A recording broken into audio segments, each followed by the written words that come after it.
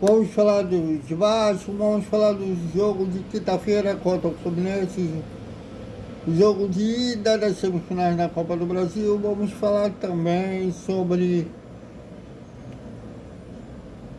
segundo o Gilmar Ferreira, já está tendo reuniões entre a diretoria do Vasco e a Crivisa, passando o bastão na SAF para a empresa de empréstimos.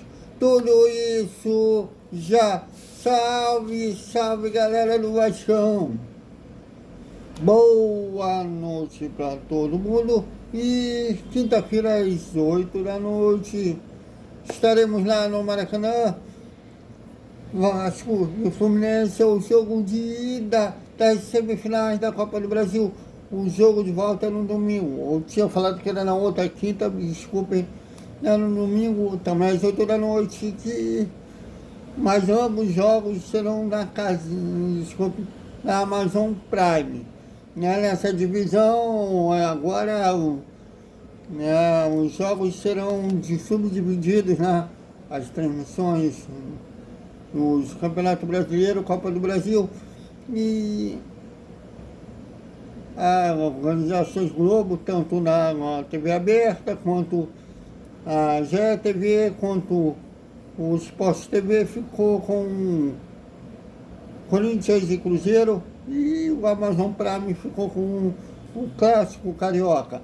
É certo que um carioca está na final da Copa do Brasil, e a gente espera que seja o Vasco da Gama, mas vamos aguardar que serão 120 minutos de emoções, né, no clássico de muita rivalidade, já que o Fluminense quer ser Vasco, né? Até o lado que o Vasco conseguiu no campo escolher onde fica a sua torcida, o Fluminense tomou. Então vamos esperar muita rivalidade nesses dois jogos na semifinal da Copa do Brasil. Bom, e hoje teve mais um treino no Centro de Treinamento Moacir Barbosa, visando o jogo contra o Fluminense. Os titulares, a ampla maioria, não viajou para BH, fizeram atividade, olha aí. Primeiro física, depois com bola no gramado. E os reservas que fizeram aquela vergonha de ontem, né, de perder de 5-0 para o Cruzeiro. O Cruzeiro aí, desculpe. Eu falei, estou com o Cruzeiro, possível um adversário na final da Copa do Brasil, que acabei pagando o mico. Agora vai ter atleticano aí me xingando a derrota por 5-0 para o Atlético Mineiro. E já dá para ver o porquê o Mita será improvisado na lateral esquerda, né? Porque o Vitor Luiz, dá para ver porque o Fernando Diniz improvisa o Mita ali no setor, que o Vitor Luiz, quando teve a oportunidade, viu que ainda renovaram 2 anos com o jogador, ainda fez gol contra, Rio.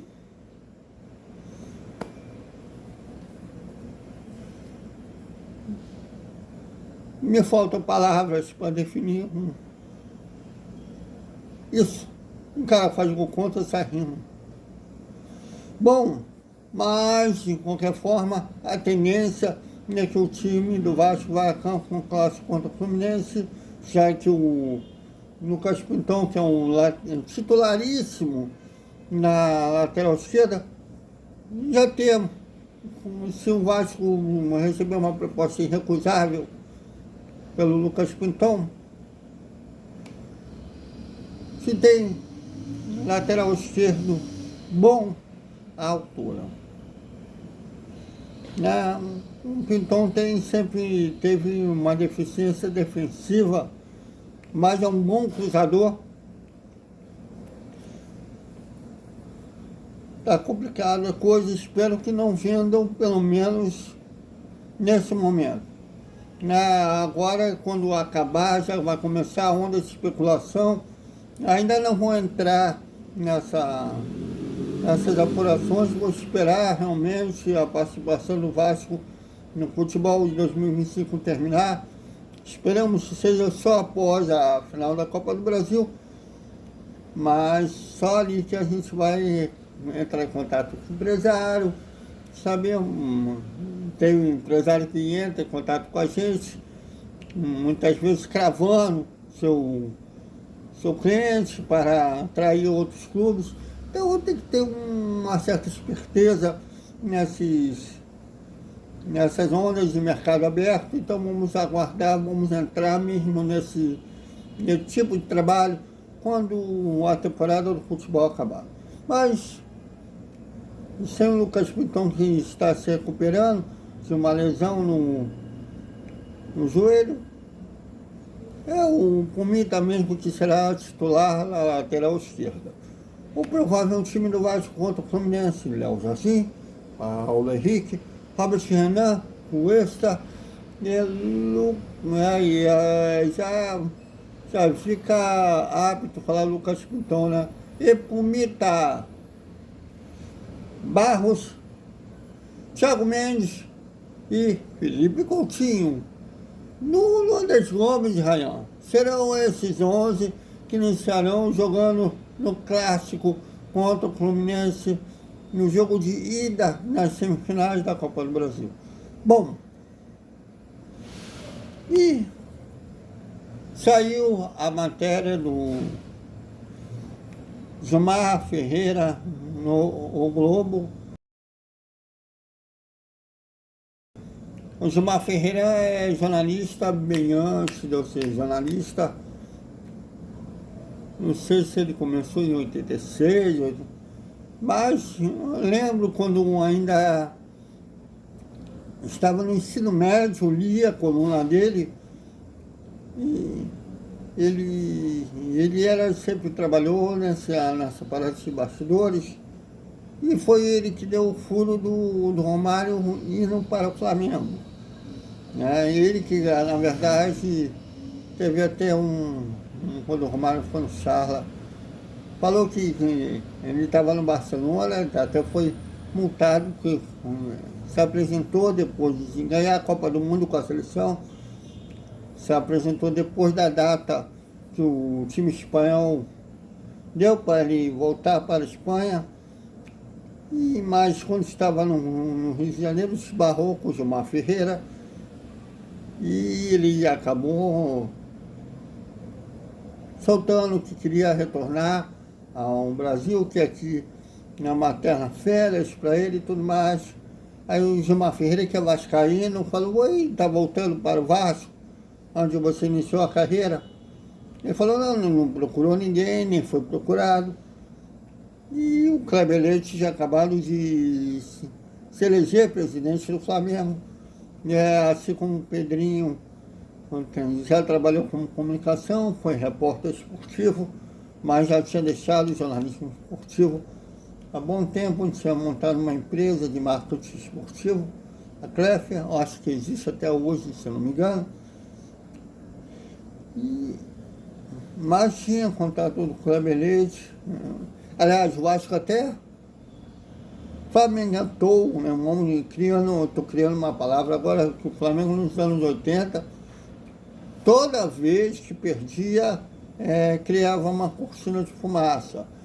Contratações bombásticas que muitas vezes nem acontecia de fato, mas só para a torcida se acalmar, esquecer daquela humilhação.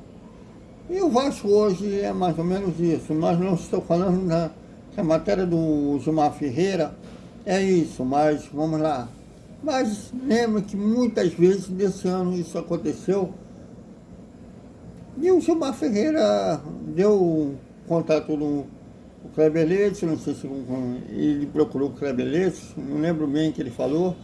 Ele procurou o Kleber Leite procurou o Romário, se for o Romário procurou, seja como for. Foi dali que começou a negociação entre o Romário e o Flamengo, e ele deu o furo que o Kleber Leite estava indo para a Espanha tentando aí contratar o Romário. Então, um jornalista das antigas já cometeu, erros como todos nós cometemos, já cometeu muitos acertos também. E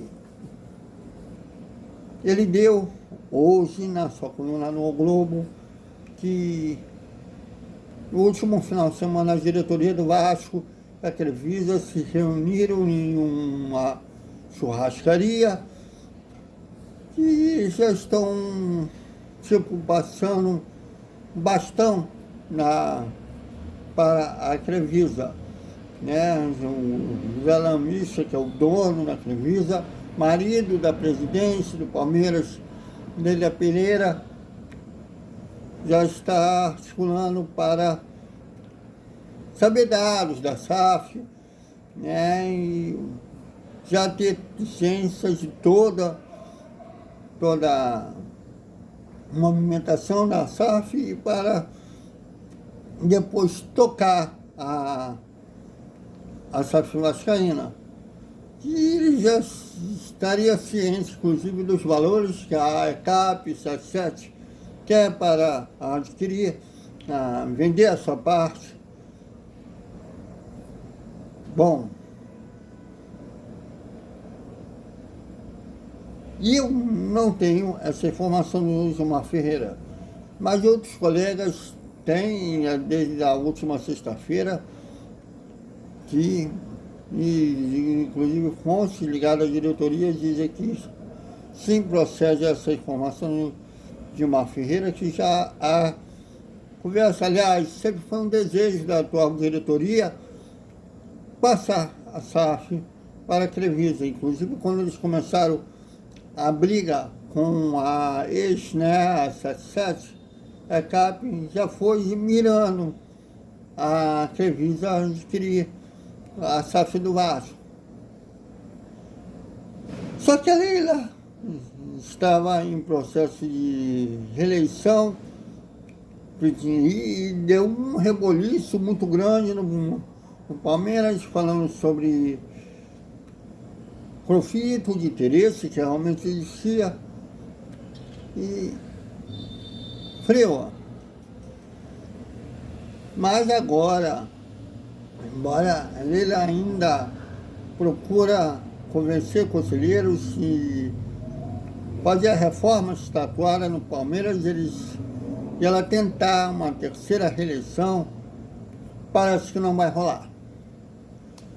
Tudo leva a crer que eles estão relutantes, não vai, né, abrir esse precedente, e ela terá que sair em 2027 da presidência do Palmeiras. E pensando nisso, a Crefisa já estaria disposta a assumir a SAF do Vasco.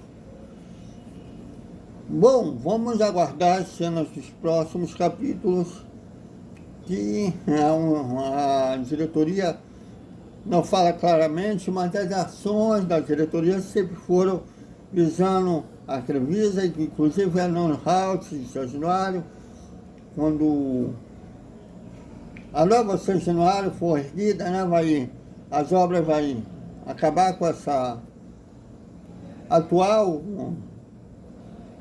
arquitetura de São Januário e fazer uma nova São Januário. Quando o estádio ficar pronto, ainda não sabemos o nome, se vai ser Crefisa, São Januário, ou São Januário, Crefisa, mas havia assim um interesse da know-how de São Januário também ser da Crefisa. Então vamos aguardar as cenas dos próximos capítulos, que é um desejo do presidente Pedrinho. Então é isso, galera. Até o nosso Desperta Vascaíno, a hora do almoço e o boa noite, o resumo da terça-feira do Vasco. Até mais.